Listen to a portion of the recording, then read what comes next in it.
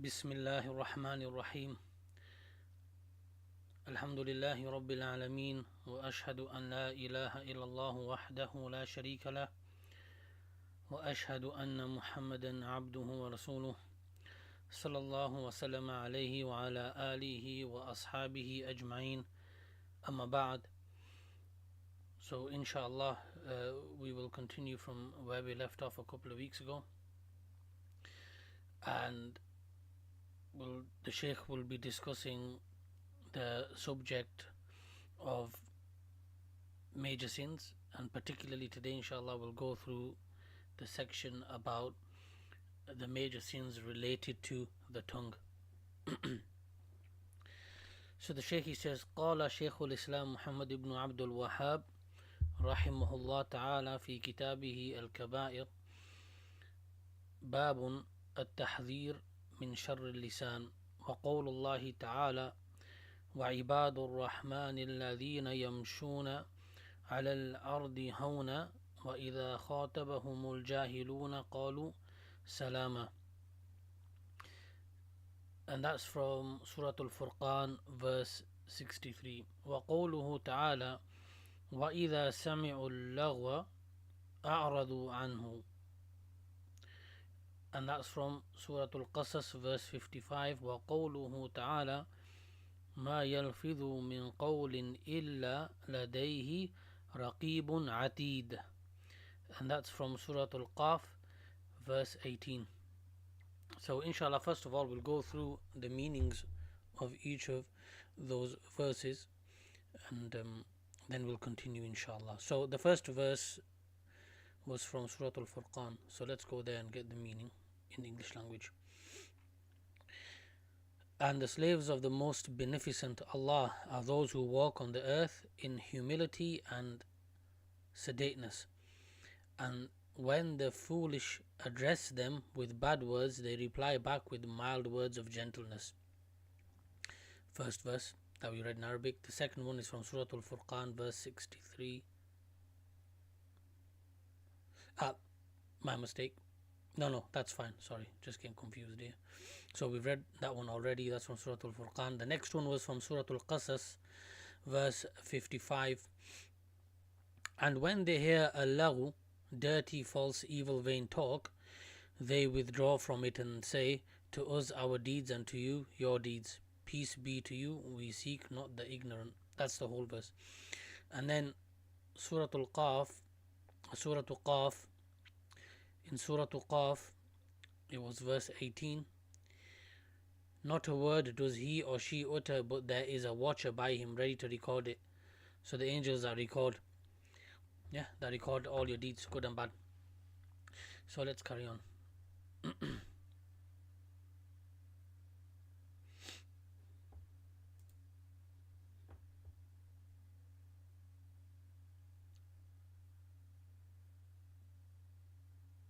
Okay, so the Shaykh, he goes on to say, he says, قال رحمه الله تعالى أبواب كبائر اللسان. عرفنا أن المصنف رحمه الله تعالى قسم أبواب هذا الكتاب إلى أقسام، فبدأ أولا بأبواب كبائر القلب، ثم انتقل إلى أبواب كبائر اللسان. ومعلوم أن القلب واللسان هما أخطر ما في الإنسان، فإن المرء بأصغريه قلبه ولسانه، ليس المرء بيده أو رجله أو جسمه، وإنما المرء بأصغريه قلبه ولسانه. فإذا صلح القلب صلح البدن، وإذا فسد القلب فسد البدن. وكذلك الأمر في اللسان، إذا استقام اللسان استقام البدن، وإذا اعوج اللسان اعوج البدن. وفي الحديث وسيأتي عند المصنف رحمه الله تعالى إذا أصبح ابن آدم فإن الأعضاء كلها تكفر اللسان، فتقول اتق الله فينا فإنما نحن بك، فإن استقمت استقمنا، وإن اعوججت اعوججنا. وهذا يفيد أن الجوارح كلها تابعة للسان، فإذا حفظ الإنسان لسانه وصانه فإن ذلك بإذن الله سبحانه وتعالى يكون صيانة لجميع البدن، وإذا اعوج اللسان وانحرف اعوج أيضا البدن، لأن ما يكون بلسان المرء ينعكس على جوارحه كلها، وهذا مما يدل على خطورة اللسان. واللسان خلق للكلام، فإن لم يحفظه صاحبه في الكلام بخير وذكر وطاعة لله سبحانه وتعالى وأمور مباحة، وإلا خاض في الباطل والحرام. وسيأتي قول النبي صلى الله عليه وسلم: من كان يؤمن بالله واليوم الآخر فليقل خيرا أو ليصمت. So let's just go over this paragraph that we read. So the Shaykh, he just mentions briefly about the author and the verses that he mentioned in the bold text above, and then he mentions the title or the topic of discussion today, which is about the major sins of the tongue. And the Shaykh says, we know, and the author has mentioned that this book is categorized and sectioned into various sections or categories, subjects or topics. So as we know, as we've been reading this book, we know that firstly we came across the chapters about the heart. Then now we've moved on to the next set of sections which are to do with the tongue. And the Shaykh says it's known that the heart and the tongue, they are the most dangerous for a person. They are the most dangerous for a person. And the Shaykh mentions basically here that even though the heart and the tongue, they're small pieces of flesh really, if you think about it, compared to the rest of the body, like compared to our legs, compared to our arms and the rest of our body. But because of these two small pieces of flesh, they are extremely dangerous. As we know that you could say a lot of good, but you can easily say a lot of bad, in a matter of seconds. And then the Shaykh, he goes on to, and that's to do with the tongue. And obviously if the heart is corrupted, then the rest of the body becomes corrupted, as we'll be aware from the hadith that we mentioned previously in other lessons from a few weeks ago. And the Shaykh, he says, so if the heart is upright, then the tongue is going to be upright, and therefore the rest of the body will be upright. And conversely, if the heart is corrupted, then the tongue will be corrupted and the rest of the body will become corrupted. And then the Shaykh mentions a hadith that we read in Arabic. I've highlighted this in blue text here, basically meaning that the limbs, they in a way they say to, I'll tell you the meaning of it at least, inshallah, so we can get the meaning here. That they say, fear Allah, fear Allah. Why? Because if the heart and the tongue are upright, then the rest of the body we will be upright, i.e. the limbs, the rest of the body we will be upright. And if you become corrupted, as in the heart or the tongue becomes corrupted, then the rest of the body will also become corrupted and crooked. So this is the meaning from this hadith. Then the Shaykh, he goes on to say, he says that this benefits us, that all of the limbs, this tells us, and it explains to us, if we ponder over it, it shows us that and demonstrates to us that this the heart, the limbs, they follow the heart and they follow the tongue. So they follow the tongue and the tongue follows what the heart. So they follow the tongue. This is what the Shaykh has said here specifically. The limbs, they follow the tongue. So if the tongue is preserved, if the tongue is preserved, then the rest of the body will be preserved. And if the tongue becomes crooked or corrupted, then it will be the reason for everything else becoming crooked and corrupted, i.e. the rest of the body. This is what the Shaykh says here. And then he mentions the dangers of this, as he's mentioned as well further up in the previous paragraph. So let's continue. And so at the end of this paragraph here, as you can see, the second set of highlighted blue text, the Shaykh mentions a hadith which will explain later on, inshallah. Man kana yu'minu billahi wal yawmil akhiri فَلْيَقُلْ خَيْرًا أَوْ لِيَصْمُتْ. So whoever believes in Allah on the last day should speak good or remain silent. The Shaykh will explain that inshallah in further detail. So let's continue. قال رحمه الله باب التحذير من شر اللسان واللسان فيه خير وشر وخير اللسان هو ذكر الله وتلاوة كلامه والدعوة إليه ومذاكرة العلم والتناصح فهذا كله من خير اللسان وشر اللسان كل باطل وفحش وغيبة ونميمة إلى غير ذلك من آفات اللسان التي يجب على المسلم أن يصون لسانه عنها فاللسان فيه خير وشر وهذه الترجمة معقودة للتحذير من شر اللسان. So then the Shaykh, he mentions here that the tongue in it is good and bad, because you could say good with your tongue and you could also say bad with your tongue. And he says that the goodness, what is a goodness? He defines some things that are good, i.e. remembrance of Allah. That's a good thing that comes off your tongue. The reading the speech of Allah, reciting the speech of Allah, the Quran, calling to Allah, doing da'wah, calling people to Allah, that's a good thing. Reminders of knowledge and teaching, and being in lessons and teaching the people, mudhakaratul ilm, advising people for the sake of Allah, all this is good. And the Shaykh says all of this is some of the examples of all that which is good from the tongue. Likewise, in contrast to that, the evil of the tongue, what can it be?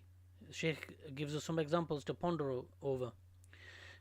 All that which is falsehood and goes beyond the limits. He gives some examples like backbiting, tail carrying, and other than that, he says, and other than that, from the ailments of the tongue, that which is obligatory for a Muslim, and to stay away and preserve his tongue from that, and stay away from that, all that kind of evil speech. So then the Shaykh says, therefore, as we've seen and we've learned, the tongue, in it is good and bad, in it is good and evil. And so the Shaykh says that the original author of the book, may Allah have mercy upon him, today's subject focuses on, or today's topic focuses on the evils, the major sins that are to do with this tongue. What of major sins can this tongue do? What can it fall into? So that's what we'll be focusing on, inshallah. The Shaykh goes on to say, قال وقول الله تعالى وعباد الرحمن الذين يمشون على الأرض حونا وإذا خاطبهم الجاهلون قالوا سلاما. And we read that earlier, didn't we, at the start of the lesson? So let's see what the Shaykh says. And the Shaykh says this verse, and he particularly focuses on Ibadur Rahman. He mentions that, he says worship is of two types. There's two types of worship. He says one, as you can see there, numbered. One, ubudiyatun لربوبية الله سبحانه وتعالى وهذه تشمل جميع الخلق إن كل من في السماوات والأرض إلا آتي الرحمن عبدا. So the Shaykh, he says, and he explains this, and he breaks it down for us. He says that worship is of two types. So there's two types of worship, and this first type he mentions is rububiyah. Rububiyah meaning lordship, Allah's lordship, that Allah's Lord, the Lord of everything, the owner of everything that exists. Allah is the Lord. That's just a simple, straightforward example. Allah is the one who sends down the rain. Allah is the one who allows the crops to grow. Yeah. Allah allows. Yeah. Allah is the one who provides. Allah is the one who takes away. For example, Allah allows the sun to rise and to set, and allows the moon to come out. For example, the days change by Allah's permission only. Allah is in control of all of this. Allah is the Lord of all creation. So this is to do with its lordship. And then the Shaykh brings a verse, so let's have a look at that. That's from Surah Maryam, verse 93. So let's see if we go there, go to that particular verse, and let's look at the English meaning of it. There is none in the heavens and the earth but comes unto the most beneficent Allah as a slave. So the Shaykh has brought as evidence here. Then point two, number two, the Shaykh says عبودية لألوهيته وهذه تختص بأصفياء الله ومن وفقهم الله سبحانه وتعالى لطاعته ورحمهم جل وعلا وأدخلهم في رحمته ولهذا أضافهم إلى اسمه الرحمن. قال وعباد الرحمن، وهذا فيه إشارة إلى أن الله سبحانه وتعالى رحمهم واصطفاهم وهداهم إلى هذا الدين العظيم. So then the Shaykh mentions the other part, which is to do the other type of worship, and that's to do with uluhiyya, singling out Allah in all worship. And that's what makes us Muslims, that's what makes us muwahhids. That's the difference between us and all the other religions out there. That we, because there's many religions out there, they affirm the lordship, they affirm the lordship that Allah is the Lord, but they do shirk, they fall into shirk and they fall into specifically the shirk that's related to ilahiyya. So they're not muwahhids, even though they try to claim that, some of them. So they don't direct all of their worship to Allah. Every single type of worship is to be directed to Allah. As soon as any type of worship is directed to other than Allah, the person falls into shirk. So this is ubudiyya, that's to do with al-uluhiyya. And then the Shaykh says that this is specific to those who Allah has chosen, the one Allah has given success to. Those people are from the ones who are muwahhids, the ones who are muwahhid, the ones who are upon tawheed of Allah, worshipping and directing all of their worship to Allah only, and obedience is to Allah only. Allah has showered His mercy upon them, Jalla wa Ala, and entered them into His mercy, and He has added them, and therefore that's why He says Ibadur Rahman, that they are the slaves of the Rahman. Yeah, they are the slaves of Ar-Rahman. They are specific people. They are the ones who have accepted Islam, the ones who are muwahhids. And the Shaykh says in this is an indication to that Allah subhanahu wa ta'ala has showered His mercy upon them and showed specific mercy to them and chosen them and guided them to His magnificent religion, His deen. So then we move on.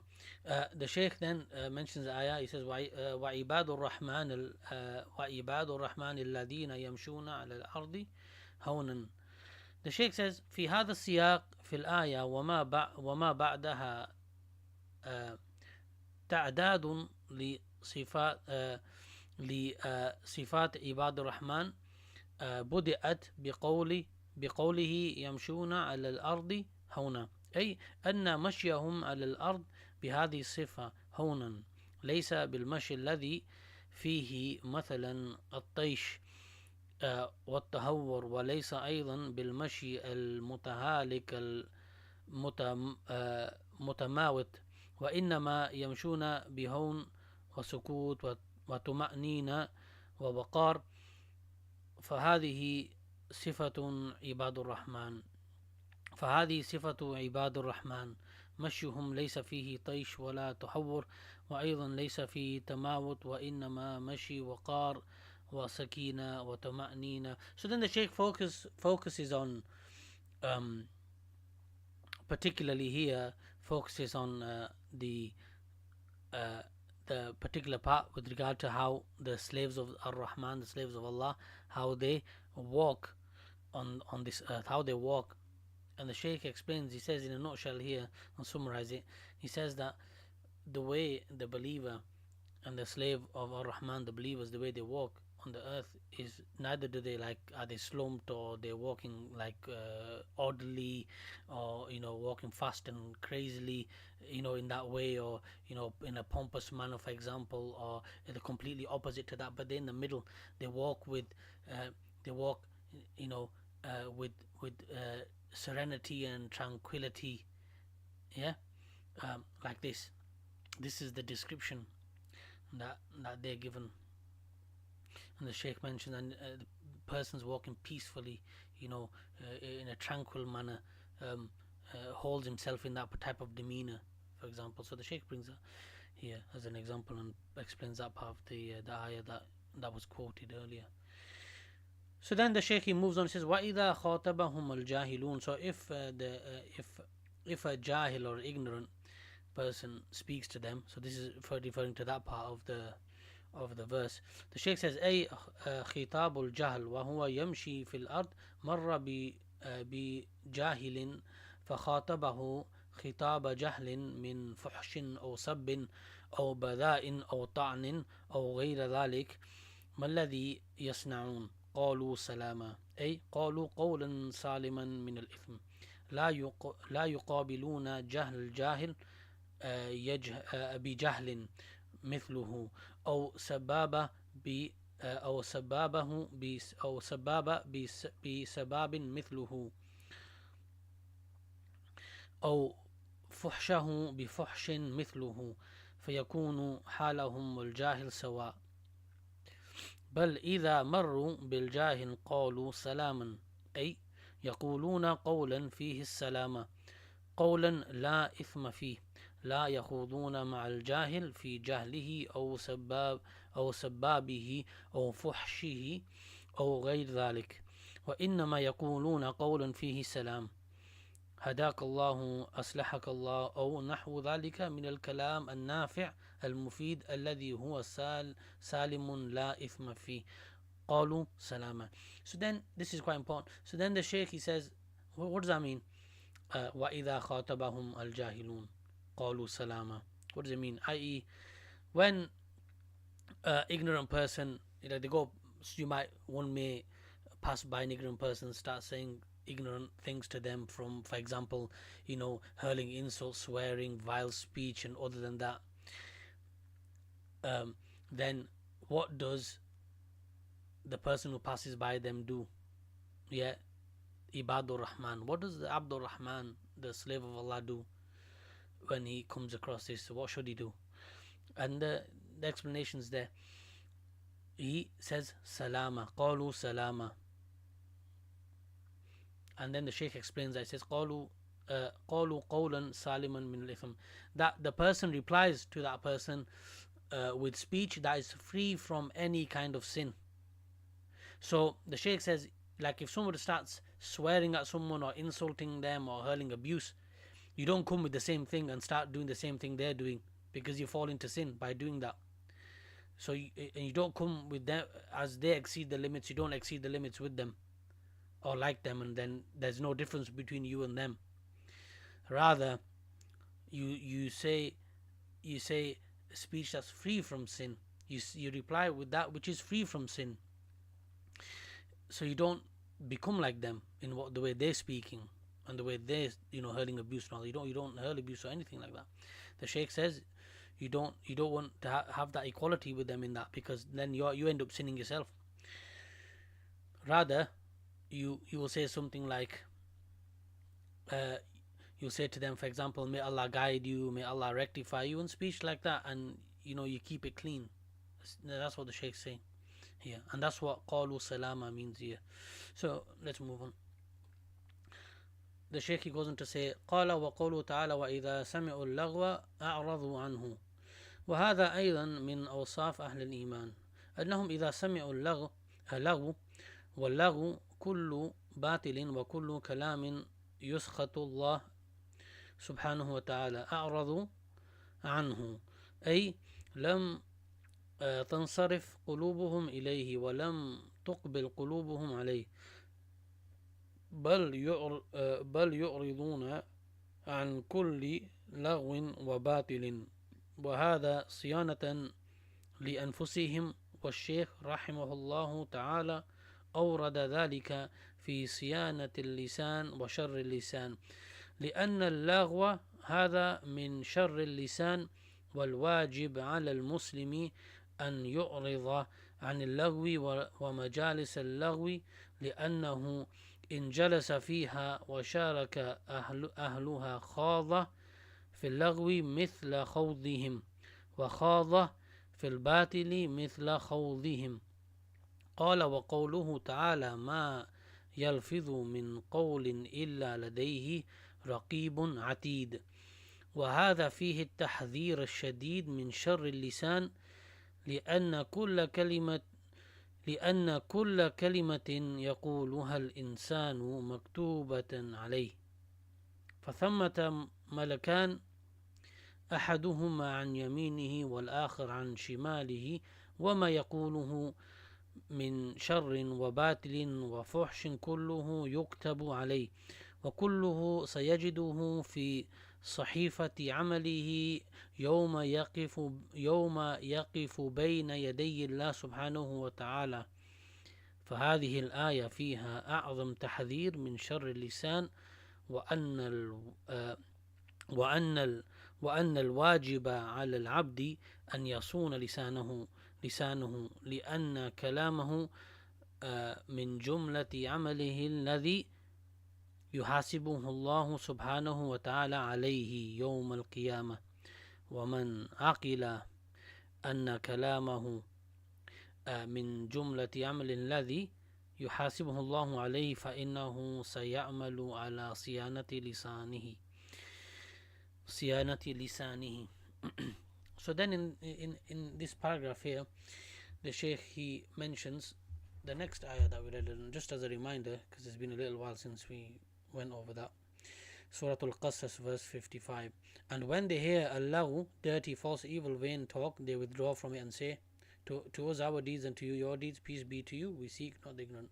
Surah Al-Qasas, verse 55. The Shaykh, he says, and also here there's a description of the people of Iman. This is a description of the believers, the people of Iman, that if they hear vile speech, for example, as the Shaykh has mentioned here, and as we've just read in the meaning of the verse, and the Shaykh says that Allah, he explains it further, is everything that's false, all types of falsehood, all of it, all speech that earns you the anger of Allah subhanahu wa ta'ala, then you turn away from it. The believer turns away from that. I.e., the Shaykh says, it doesn't allow it to enter his heart, and he moves away from it. He stays away from it, and he leaves, and he moves away from it. He's far away from it. And so he turns away from all that which is considered laghu. Yeah. And the Shaykh says this is preserving his soul. Is preserving himself or themselves. The person preserves himself like this. And the Shaykh says that the original author, may Allah have mercy upon him, has brought this section, or what we've been reading, in regards to preserving the tongue from evil. So preserving the tongue from evil and knowing what the evils are of the tongue so we can avoid them. The Shaykh says because laghu, all types of vain speech, is from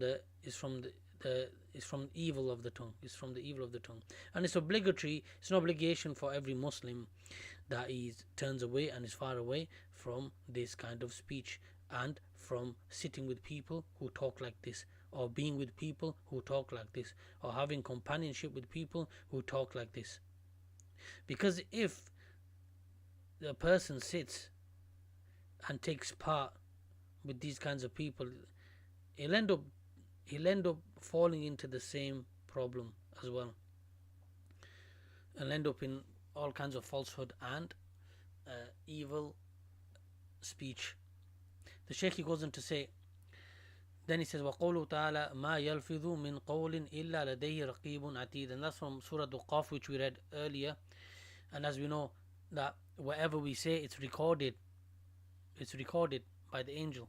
The angels on the angel on the right, the angel on the left of us records everything. And this is what this verse is talking about. And the Shaykh says, in this is a stern warning from the evil of the tongue. Because everything that's said, that a person says, it's written. Every single thing is written down. There isn't anything that will be left. Every single thing is written down. And from there, as we know, there's two angels, one on the right, one on the left, writing everything. One writing all the good things, one writing all the bad things we do. So this is a stern warning for us that everything is written down. It'll be shown on the day of judgment. Nothing missed out. Everything recorded. And this is what the Shaykh mentions here. And that we will be accounted. We will be accounted for based on everything that we said in this world. Let's carry on. Then we come to this hadith, and inshallah I think we have another 10 or 15 minutes and then we can finish, inshallah. Yeah, we'll finish soon, probably the next 10 minutes, inshallah. Just went too far forward there. Okay, here we go. عن أبي هريرة رضي الله عنه مرفوعا من كان يؤمن بالله واليوم الآخر فليقل خيرا أو ليصمت أخرجاه. So the Shaykh did mention this earlier. We'll remind ourselves of the meaning. So whoever believes in Allah on the last day, i.e. the day of judgment, then say good or remain silent. And akhrajahu means taken out from both books, meaning Sahih al-Bukhari, Sahih Bukhari and Sahih al-Muslim. The Shaykh says قال عن أبي هريرة رضي الله عنه مرفوعا أي إلى النبي عليه الصلاة والسلام من كان يؤمن بالله واليوم الآخر فليقل خيرا أو ليصمت. من كان يؤمن بالله واليوم الآخر ذكر الإيمان بالله والإيمان باليوم الآخر ذكر الإيمان بالله لأن الله سبحانه وتعالى هو المعبود المقصود الذي يتوجه إليه سبحانه وتعالى بالعبادة ويلتمس رضاه جل وعلا وذكر الإيمان باليوم الآخر لأن اليوم الآخر هو يوم الجزاء والحساب ليجزي الذين أساءوا بما عملوا ويجزي الذين أحسنوا بالحسنى. سورة النجم verse 31. فمن كان يؤمن بالله واليوم الآخر فعليه أن يعمل بما يقتضيه هذا الإيمان ومن ذلكم قوله فليقل خيرا أو ليصمت. So then in this paragraph here, opening paragraph of this section, the Shaykh just mentions the hadith. He mentions that this is on the authority of Abu Hurairah, may Allah be pleased with him, directly from he heard from the Prophet ﷺ about this hadith that we read in English as well.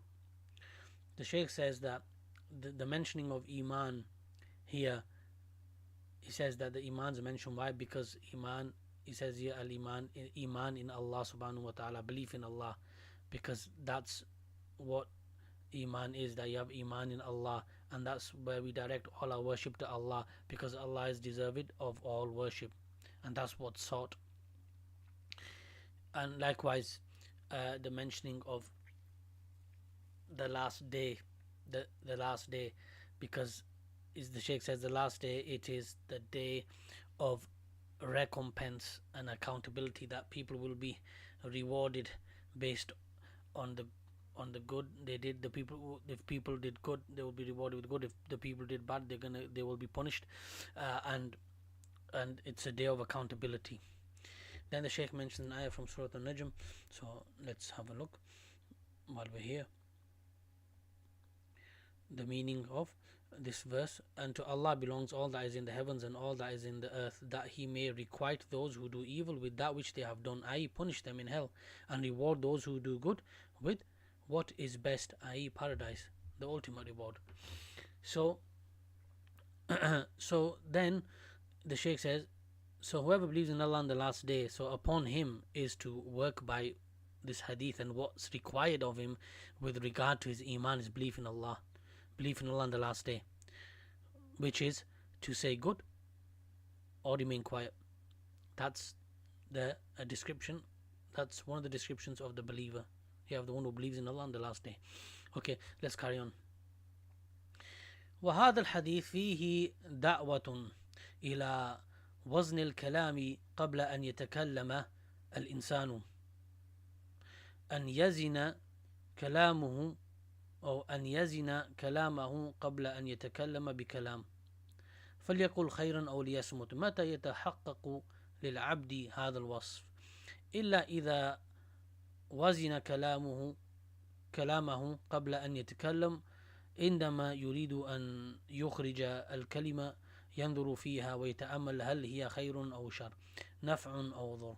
لا يتكلم بأي شيء يرد في ذهنه، بل يمحص ويتأمل ويتحقق، فإذا تبين أن الكلام مباحا أو سليما فإنه يتكلم به، وإذا تبين أن فيه شر وفيه ضر كف نفسه عنه.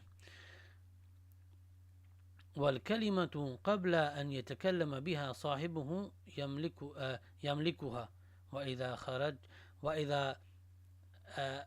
خرجت منه ملكته. ولهذا العاقل الكيس يزن كلامه قبل أن يتكلم به. قال فليقل خيرا أو ليصمت. في ضوء هذا الحديث إذا تأمل الإنسان في كلامه قبل أن يتكلم سيجد أن ما يريد أن يتكلم به لا يخرج عن 3 حالات. So let's just pause there for a second. So then the Shaykh, he goes on to say, he says that this hadith that we're talking about, it calls to, what does it call to? He says it calls to weighing your speech, weighing up your speech, or weighing up what you're going to say before you say it. Before you talk, you weigh up what you're going to say. Is it good? Is it bad? Is it permissible or is it not? This is what the Shaykh says over here, and the Shaykh says, when does this speech or weighing up or this kind of description where the person has been described of weighing up his speech, when is it actualized? The Shaykh says that the speech is weighed up before you speak. So when does it happen? All this happens in your head. It happens before you speak. You know what you're going to say, you weigh it up. Do I say it or not? Is it right or wrong? If it's wrong, I don't say it. If it's right, then I'm okay. I'm going to say, is it permissible to say, yep, okay, I can do it. I can say it. Am I going to say something wrong here? I've weighed it up. Actually, you know what? If I said that, it's wrong. It's not correct. It's incorrect. Then you're like, okay, then you'll say to yourself, okay, stop. I better not say anymore. Stop there, or don't say. Well, let me correct myself. Don't say that at all. It's been weighed up before you speak. So this is what the Shaykh is saying here. And so the person he weighs it up. He or she, they weigh it up in the mind, in the head. Just they check over what they're going to say before they say it.